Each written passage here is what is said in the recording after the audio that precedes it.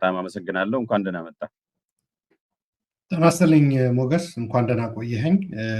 እኔም እጅግ አድርጌ አመሰግናለሁ ሀሳቤ እንዳጋራ ባለው ወቅታዊ ሁኔታ እድሉ ስላገኘው፣ እንዲሁም ለተመልካቾች የሀሳብ ገበታን ተመልካቾች ሰላም ብያለሁ።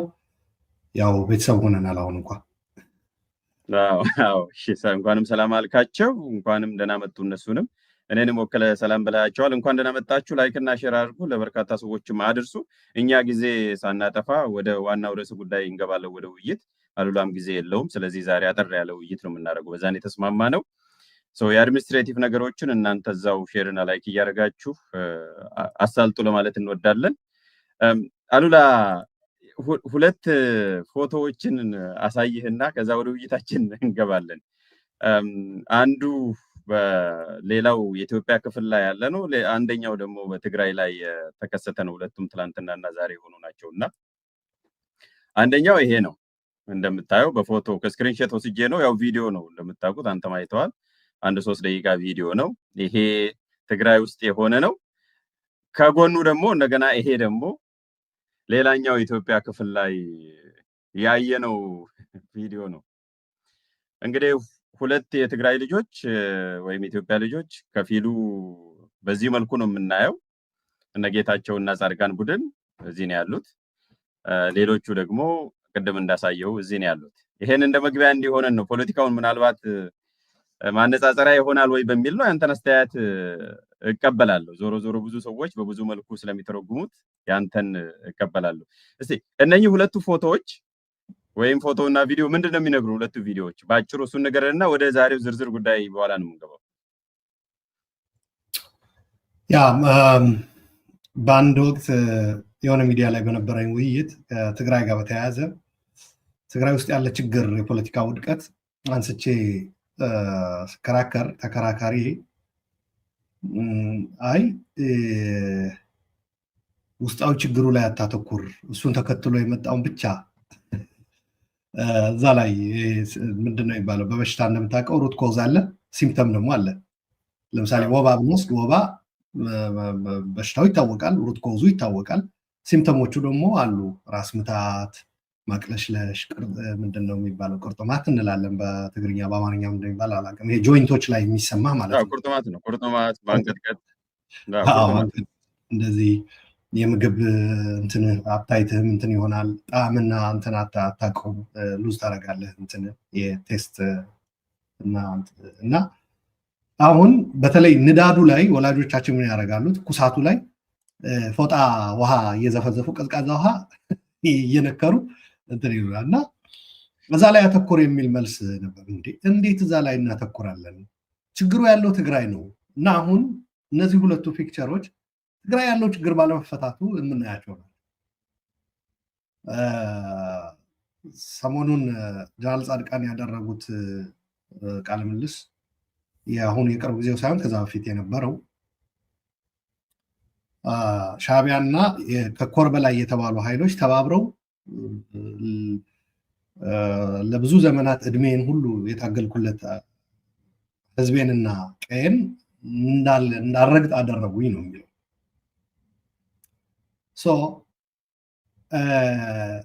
ብዙ ሰዎች እነዚህ ፒክቸሮች በማየት ከሩት ኮዝ ይልቅ ምልክቶቹ ከስረ የህመሙ መሰረት ስር የሆነውን በመተው ምልክቶቹ ላይ ያተኮረ ብዙ እያሉ ነው። አሁን ይህንን ስዕል መሰረት አድርገው የሚያደንቁም አሉ፣ የሚያወግዙም አሉ። ይሄ የፌዴራሉ በተለይ ማለት ነው። ትግራይ ላይ ምን ሆነ መሰለ? አንድም የፖለቲካ ረህጦች፣ ረህጥ ነው የሚባለው በትግርኛ ብስርውና እንለዋለን። ምን ማለት ነው? ይሄ ሙያ ሳይኖረው ሲቀር ማለት ነው። በባልትና ምናምን አሁን ሙያ የሌላት ሴት ምናምን በአማርኛ ረህጥ ነው የሚባለው ካልተሳሳቱ፣ በትግርኛ በሰሮ ነው የሚባለው። እና ፖለቲካን በአግባቡ ሳትከውን ረህጥ ሆነህ ማለት ነው ስትገኝ፣ እንደገና ደግሞ ያንኑ ተከትሎ ትግራይ ላይ በጋራ ተባብሮ የዘመቱ ኃይሎች ተካፍለውህ ኢማጅን እነሱን ደግሞ በየፊናው ከወሰዱ በኋላ እነሱን ከፈጸሙት ወንጀል የማንጻት የማጠብ ነፃ የማውጣት ስራ ተግባር ላይ መሰማራት ነው ዋናው አሁን ችግር ትግራይ ውስጥ ያለው ብዬ ነው የምወስደው። ፖለቲካ ነው ችግሩ። ፖለቲካዊ መፍትሄም ያስፈልገዋል። እኔ ወደ ኢሳያስም ወደ አብይም ወደ ሌላም ጎረቤት አካባቢ ያሉ አካላት ከመሄዳቸው በፊት የትግራይ ተወላጆች የትግራይ ፖለቲከኞች መጀመሪያ እርስ በራሱ ይስማሙ። አንድ አባባል አለ አፄ ምኒልክ አሉት ብሎ አይ ቲንክ ገብረሕይወት ባይከዳኝ መሰለኝ የጻፈው ነጋድራስ ገብረሕይወት ባይከዳኝ። ያው ምኒልክም ትግራይን እንደበደሉ ይገልጽና ነገር ግን ምኒልክም ትግሬ እርስ በራሱስ መች ተስማማ ብለው የሚገልጹበት አኳኋንም እዛ ላይ ያስቀምጧል።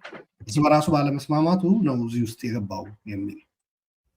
ገብረሕይወት ባይከዳኝ ደግሞ ምኒልክም ይህ ኢትዮጵያ መሰረት የሆነው ነገድ ብለው ነው የሚጠሩት። ኦፍኮርስ ያኔ አይ ቲንክ ብሔር አይታወቅም ነበር መሰለኝ። ነገድ ኢንፋክት ትራይብ ወይም ደግሞ ክላን ነው ይመስለኛል በትክክለኛ እንትኑ፣ ብሔር ሊወክል አይችልም። ግን የትግሬ ነገድ ብለው ለኢትዮጵያ መሰረት የሆነ ጥሩ ብዙ አበርክቶች ያበረከተ ህዝብ እንዲሁ እየጠፋ ዝም ብለው እያዩ ነው አፄ ምኒልክ ነው የሚለው። እና ይህ ነገድ ከጠፋ ደግሞ ኢትዮጵያ ትጎዳለች አታተርፍም የሚል። ምክንያቱ ታሪኩም ምኑም ስልጣኔውም የያዘ ይህ አካል መስማማት አለበት። የሀገሪቱ አካል እንዲስማማ አበርክቶ ማድረግ ያስፈልጋል የሚል። በተቻለ መጠን ሌሎች ኢትዮጵያውያን ሊረዱልን የሚገባ እነዚህን ስዕሎች ሲያዩ የውስጥ ችግራችን ለመፍታት በምናደርገው ጥረት አይ እሱን ተውና ምልክቱ ላይ ብቻ ተቆራችሁ በዛ ዙሪያ ደግፉን፣ እኛ ላይ ተሰለፉ፣ ፊና መርጣችሁ የሚባል ነገር በጣም የጦፈ ክርክር ነበረ ነው። እና ያው ስም መጥቀስም ካስፈለገ አይ ቲንክ አፕሮፕሪየት ነው። ምክንያቱ ወዳጄም ጓደኛዬም ስለሆነ እንዲሁም እዚሁ ሚዲያም በተደጋጋሚ ስለሚቀርብ አቶ ልደቱ ነው፣ መጽሐፍም ጽፏል። ጥሩ መጽሐፍ አበርክቶልናል። ያው የማከብረውና ማመሰግነውም ሰው ስለሆነ ብዙም አልቸገርም። የጸብ ሲሆን ነው ብዙ ጊዜ ስም መጥቀስ የሚከብድህ እንጂ የወዳጅ ሲሆን የጓደኛ ሲሆን ብዙም አይከብድም። እና ያኔ በክርክራችን የዛ አይነት እንትን እና ለምንድን ነው ኢቨን አንድ ሚዲያ ላይ ያደረገውም በጽሁፍም አሁን ህወሓትን መቃወም ብልጽግና እንደመደገፍ ነው የሚቆጠረው አይነት ነገር የሚመስል። እንዴ ብልጽግናን ሳንደግፍ ህወሓትን የምንቃወም ሰዎች ምን ልሆን ነው ታዲያ? ተሳቀን ህወሓትን ሳንቃ ልንኖር ነው? ስለዚህ እኔ ምንም ችግር የለብኝም አቶ ጌታቸውንም ጀነራል ጻድቃንን ለመተቸት። ለምሳሌ ሰሞኑን ጀነራል ጻድቃን ከፌዴራል መንግስት ከፈጸማቸው ጭፍጨፋዎች ጋር የፌዴራል መከላከያ ማለት ነው የድርሻውን በዓለም አቀፍ ጥናትም የተቀመጠ ነው እንደምታውቀው። የኢክሪም የአሜሪካ ስቴት ዲፓርትመንትም አውጥቶታል። የክራይም ኤገንስት ሂማኒቲ ወር ክራይም በጊዜው ባገኙትም ማስረጃ ልክ ተመስርተው፣ ምክንያቱ ኢትዮጵያ እንትን አላሉም፣ አክሰስ አልተሰጣቸውም። ለዛም ነው ያልቀጠሉት ብዙ ፖለቲካዊ ጫናዎች ውስጥ ሆነው ማለት ነው። ለማንኛውም እነዛ ሶስቱ ወንጀሎች ያስቀመጡት በግልጽ ነው ማን ምን እንደፈጸመ ማለት ነው። የኤርትራ ኃይሎች፣ የፌዴራል መከላከያ እንዲሁም አምጣልኝ የአማራ ኃይሎች ፋኖና ሚሊሻ ብሎ ነው የሚያስቀምጠው። ጀነራል ጻድቃን በብዛት ለሻዕቢያ አሁን እንግዲህ ስለ ትግራይ ነው እያወራን ያለ ነው። በትግራይ ውስጥ ለሆነው ኦፍኮርስ ቲዲኤፍም ደግሞ እዛ ሪፖርት ላይ እዛ ላይ ቲዲኤፍ አካባቢ አንድ ላይ ስንደምረው አለ ሁሉ ሶስት ወንጀሎች ናቸው። አሁን ሶስት ወንጀሎች ትክክል ነህ። ወር ክራይም፣ ክራይም ኤገንስት ሂውማኒቲ እና ኤትኒክ ክሊንዚንግ ነው። ወር ክራይም ላይ ሁሉም አሉ፣ አራቱም አሉ። ክራይም ኤገንስት ሂውማኒቲ እና ኤትኒክ ክሊንዚንግ ግን ክራይም ኤገንስት ሂውማኒቲ እና ወር ክራይም ለመከላከያ እና ለኤርትራ ኃይሎች ይሰጣል። ኤትኒክ ክሊንዚንግን ደግሞ ለአማራ ልዩ ኃይል ለፋኖ እና ሚሊሻ ነው የሚሰጠው። ምዕራብ ትግራይ ላይ የሚፈጸሙ እዚህ ላይ ሲቸገሩ ታያለ። ፌዴራል የሄዱት ወደ አዲስ አበባ የሄዱት ሰው ተቸግረው ነው። ግን ልጠይቅ የነበረው ቅድም ይሄን ነበር ልጠይቅ የፈለግኩ ማለት የገባሁትና ሁለት ነገር፣ አንደኛው እነ ጀነራል ጻድቃን የሚሆኑ እነ ጌታቸው ሌሎቹንም ጨምሮ ውጪ ሆኖ ከሚናገርና ከሚመረምር የበለጠ ማስረጃ ያላቸውም ወይ? በወቅቱ እኮ ውስጡ ስለነበሩ የተጨማለቀ ማብሮን የተጨማለቀው ለወንጀሉ ቅርበት ስላላቸው የበለጠ ይሄንን ወንጀል እዚህ አካባቢ ላይ ትግራይ ላይ በእንደዚህ አይነት በቤተክርስቲያን ላይ እዚህ ጋር የፈጸመው ይሄኛው ኃይል ነው ብሎ መናገራቸው አንደኛ ወንጀሉን ማሳነስ ነው ወይ? ሁለተኛ ደግሞ የበለጠ ቅርበትና ተሳትፎ የላቸውም ወይ? ውጪ ካለው ማህበረሰብ በደንብ አያውቁም እነሱ ጦርነቱ ስለነበሩ? አዎ በአንድ በኩል ምን መሰለህ፣ እንዲያውም የኤክሪ ሲነሳ አሁን የአውሮፓ ህብረት ሰዎች ለሞንድ የተባለ የፈረንሳይ መጽሔት ነው ጋዜጣ የሰጡት ያው የትግራይ መሪዎች አልፈለጉም የኤክሪን መቀጠል የሚል ነገር አስቀምጦ ወጥቶ ነበር። ስለዚህ ከዚህ ጋር ተያይዞ ለራስም ሊሆን ይችላል አንድ ይሄ ጠቀስኩበት የራስንም ምክንያት በወር ክራይም እዛ ላይ የትግራይ ኃይሎች እንትን ተደርጓል። ሌላ በሌላ በኩል ደግሞ መርጠህ ከፕሪቶሪያ በኋላ አሰላለፍ ኮርስ ፕሪቶሪያ ራሱ አሰላለፍ ቀይሯል እንደምታውቀው ምንም ጥያቄ የለውም። ፕሪቶሪያ በራሱ የሁለት ኃይሎች ፊርማ ነው የሆነው። የተሳተፉት ብዙ ቢሆኑ በህወሓትና በፌዴራል መንግስት ነው የተፈረመው። እነ ጀነራል ጻድቃን የሚያቀርቡት ጀስቲፊኬሽን ምንድነው? እነ ጌታቸው ሳይድ ኦፍኮርስ በዛ ልክ ሄደው ፌዴራል መንግስትን ነፃ ለማውጣት መዳከር ነበረባቸው ወይ?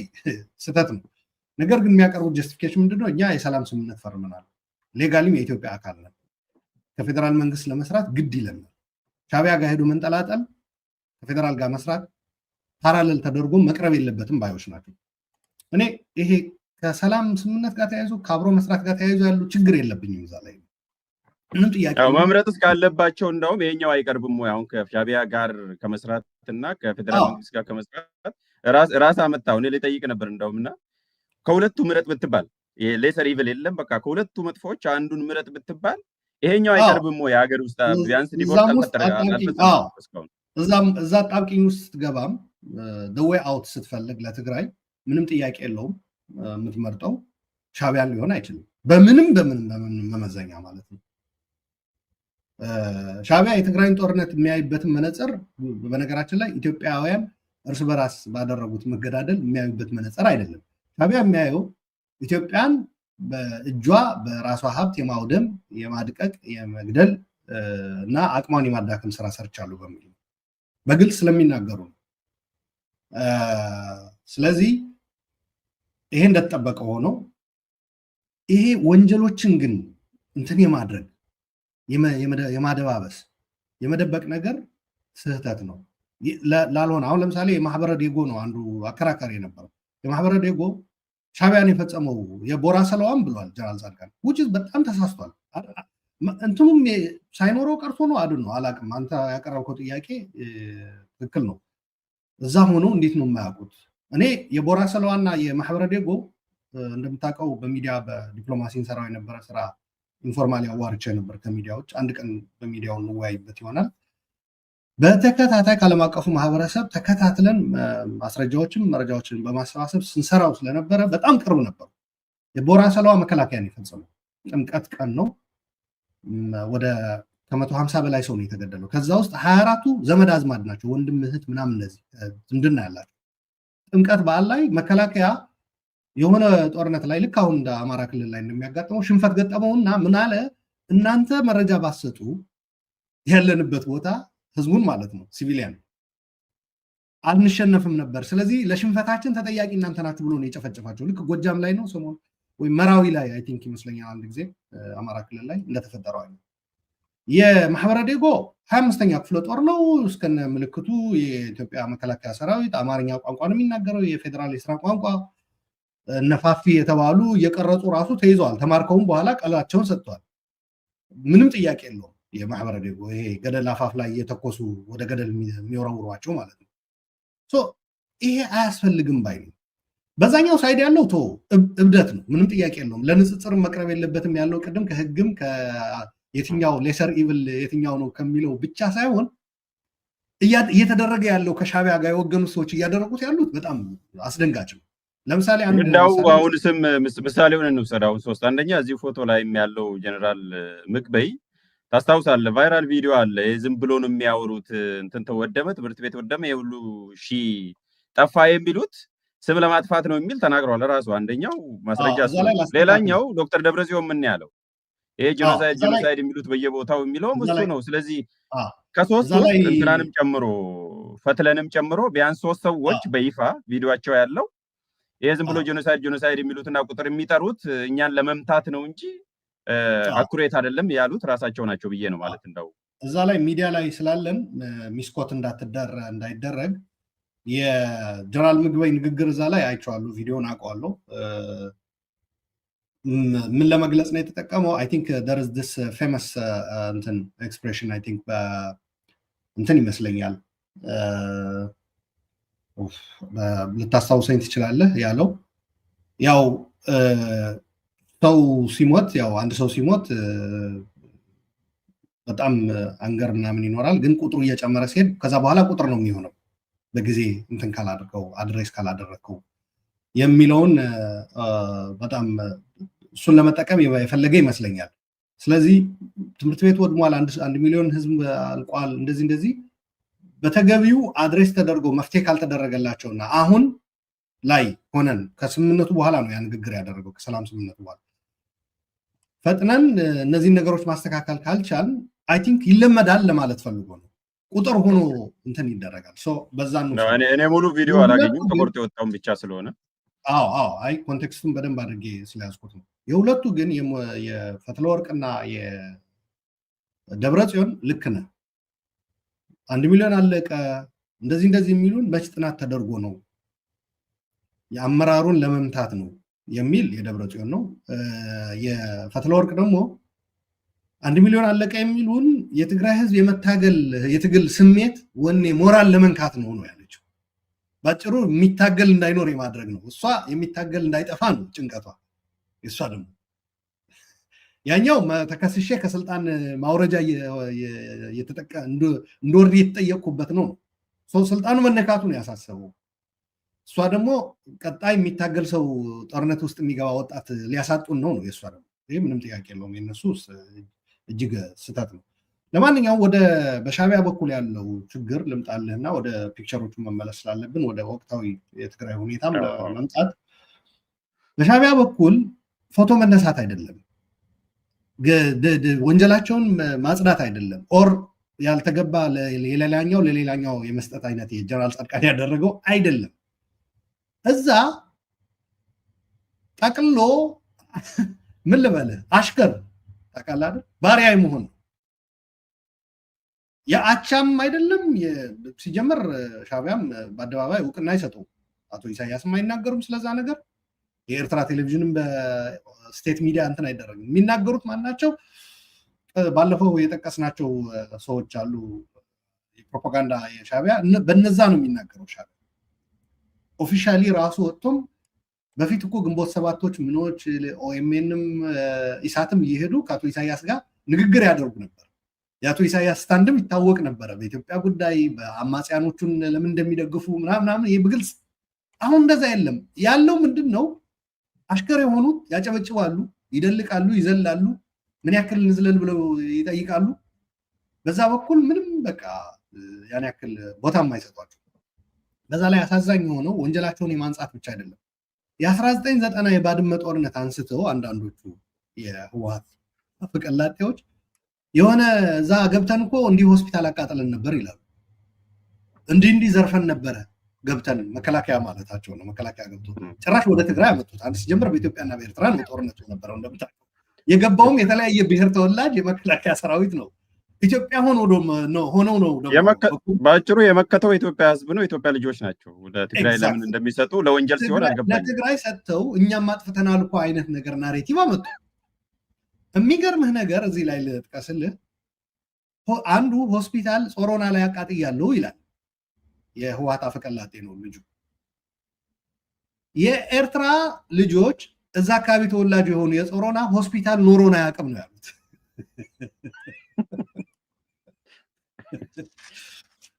አምን ግርድናም መልክ አለው፣ አሽከርነትም መልክ አለው ልልህ ፈልጌ ነው።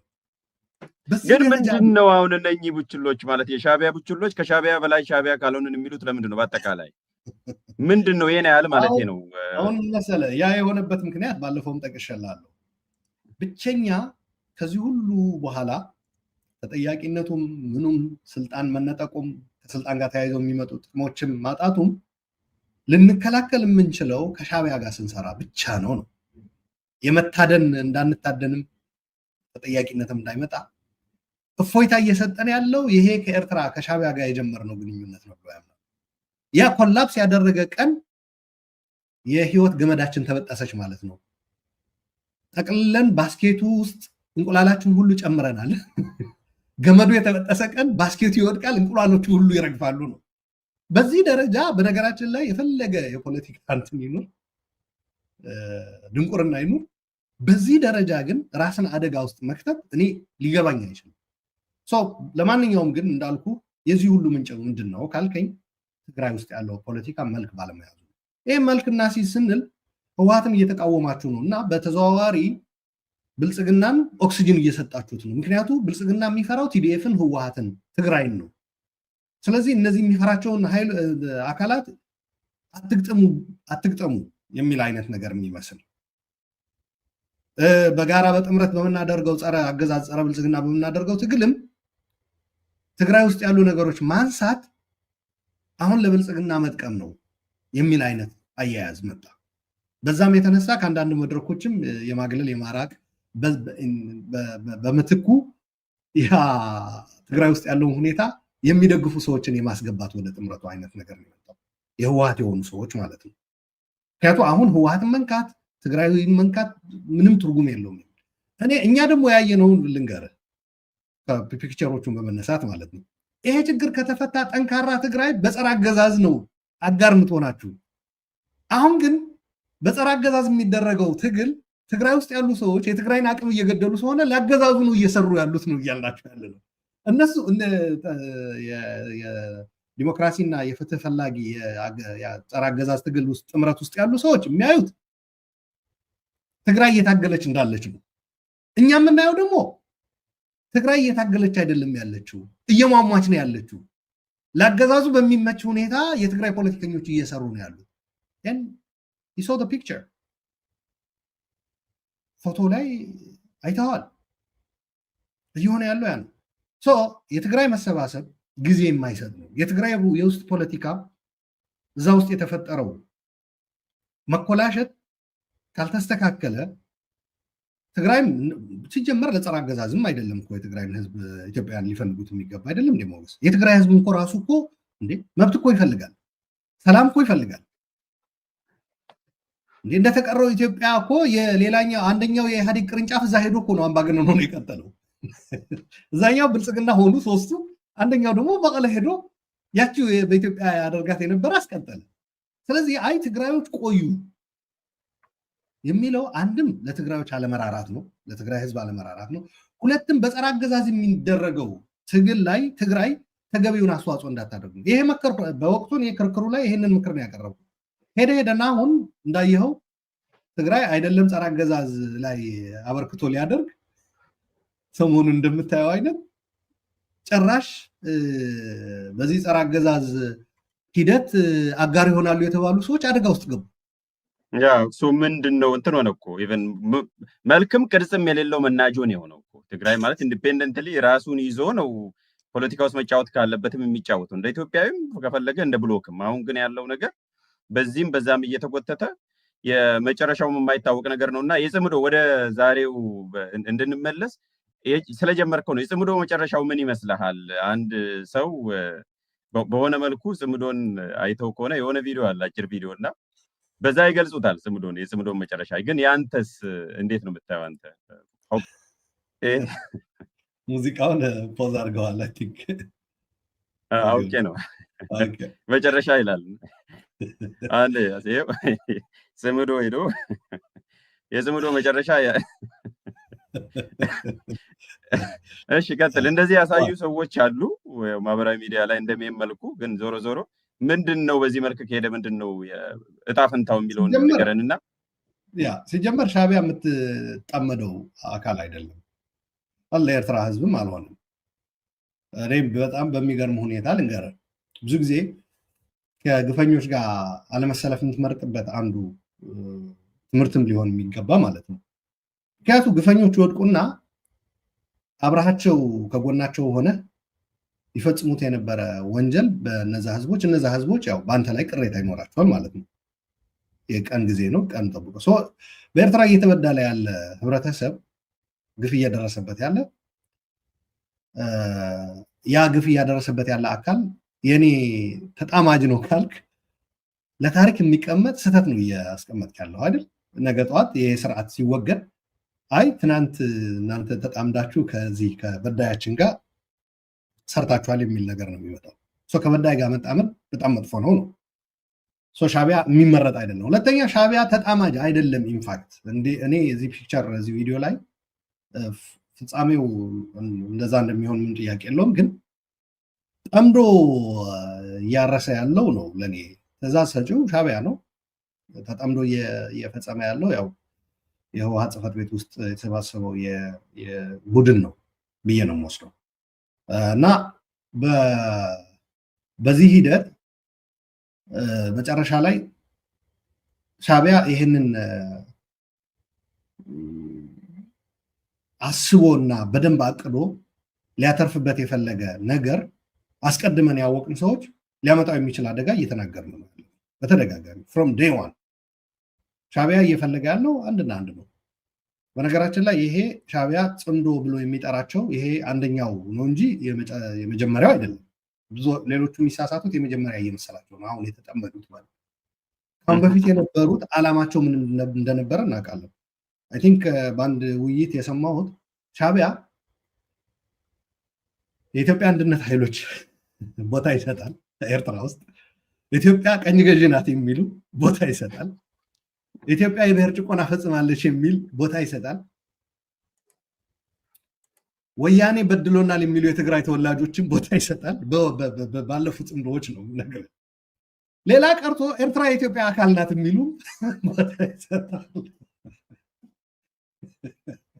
እዛው አስመራ ላይ ማለት ነው። ኤርትራ በቃ እንትናችን አንገታችን ተቆርጧል፣ የኢትዮጵያ አንድነት እንትን ሆኗል እና ኤርትራ መመለስ አለባት፣ ቀይ ባህር ነው ድንበራችን የሚሉ ሰዎችም ትላል። እነዚህ ሲሰበስብ ለእነዚህ ሁሉ ጥያቄ መልስ እንዲገኝ አስቦ ወይም ደግሞ እንዲሳካላቸው በመፈለግ እንዳልሆነ ምን ግልጽ ነው። ምንድን ነው እነዚህ ሰብስቦ በኢትዮጵያ ውስጥ ቅልጥ ያለ የብጥብጥና የእርስ በርስ የመበላላት ፕሮጀክት ነው እየቀረጸ ያለ።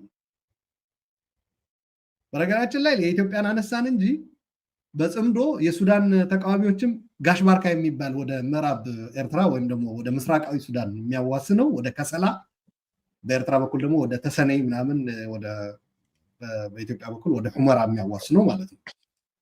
እዛ ላይም ያሰለጥናል። የሶማሊያ ከኢስላሚክ ኮርት ጀምሮ እስካሁኑ እስከ ቅርቡ ጊዜ ድረስ ያሰለጥናል።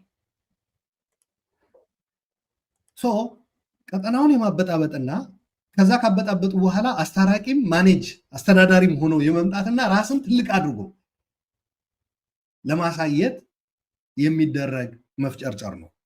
እዚህ ውስጥ ነው የገቡት። በሂደት ተያይዞ መጥፋትን ነው የሚያመጣው ልፈልጌ ነው። ስለዚህ አንዱ ተጣማጅ አንዱ ጠማጅ ነው ግንኙነቱም ቢሆን እሱ በጣም ሊሰመርበት ይገባል። ከታሪኩም ከስሪቱም ጀምሮ ሻዕቢያ አንደኛ ሲጠምድ ነው፣ ጠምዶ ሲያርስ ሲልክ ነው እንጂ ተልኮም ወይም እኩል ሆኖ አያውቅም፣ ኢኳል ፓርትነር ሆኖ አያውቅም። ዛሬም በዛ ስታተስ አይደለም ነው። አንድ ነገር ልንገርህ፣ የሱዳን ተፋላሚዎች ሁለቱም ጓደኞቹ ነበሩ የኢሳያስ ሐምዳን ዳጋሎ ሕሚቲም ብርሃን፣ ሁለቱ ወደ አስመራ ይመላለሱ ነበር አብረው እየሰሩ በነበሩበት ጊዜ በሰላሙ ጊዜ ማለት ነው። አሁን ምን ላይ ነው ያሉት? ሱዳንስ ምን ላይ ነው ያለችው? ስለዚህ ተጣማጆች እኛ ብቻ ነን፣ የተጀመረው ጽምዶም የመጀመሪያው ነው ብለው የሚያስቡ ሰዎች እየተሳሳቱ ነው።